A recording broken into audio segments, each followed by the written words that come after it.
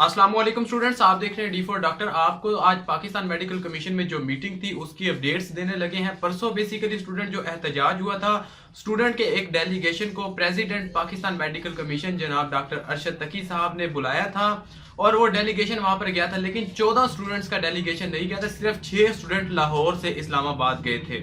तो पीएमसी में इनकी मीटिंग थी और वाइस प्रेसिडेंट साहब भी वहां पर मौजूद थे और प्रेसिडेंट साहब भी मौजूद थे, जिस पर तक अली रजा और तकी साहब ने ये कहा था कि आपके पेपर आपको दिखाए जाएंगे और आपको मुकम्मल चेक करवाया जाएगा। लेकिन हुआ ये कि जो मीटिंग थी वहां पर कुछ वालदैन भी आ गए जो सवात से, बलूचिस्तान से और सिंध से भी थे।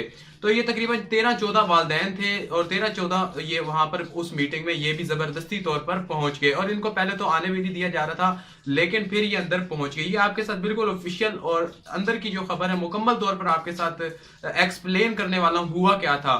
तो स्टूडेंट्स, जब स्टूडेंट की डेलीगेशन ने उन्हें बताया कि हमारे ये 6 तहफुजात हैं, एफआईए की रिपोर्ट दिखाई जाए, हमारी की अपलोड की जाए और हमारे जो पेपर हैं वो भी अवेलेबल की जाए, क्योंकि आपको यकीन है, आपको श्योरिटी है, इस वजह से ये सारे काम किए जाए।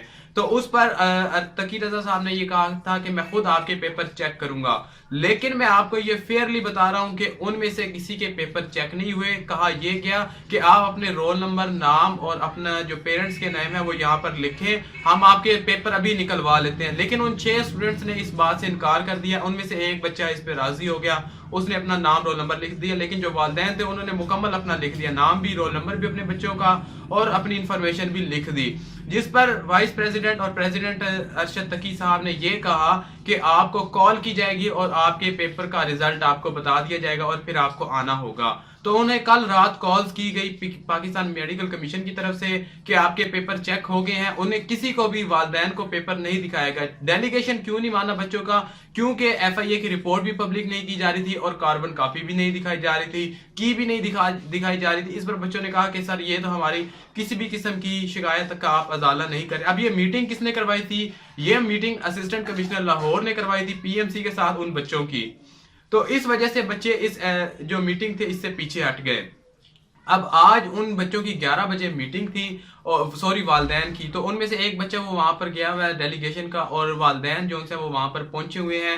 अब उन्होंने ये कहा है कि आप यहाँ पर साइन करें, आपके पेपर बिल्कुल ठीक है। और ये बिल्कुल भी चेक नहीं कराया गया कि पेपर उनके कैसे थे, उन्होंने खुद अटेम्प्ट किए थे, यानी कि जो पेपर आपने वहां पर सॉल्व किया था, जो टिक्स आपने लगाए थे, वो आपको बिल्कुल भी वहां पर दिखाए नहीं गए वालदैन को।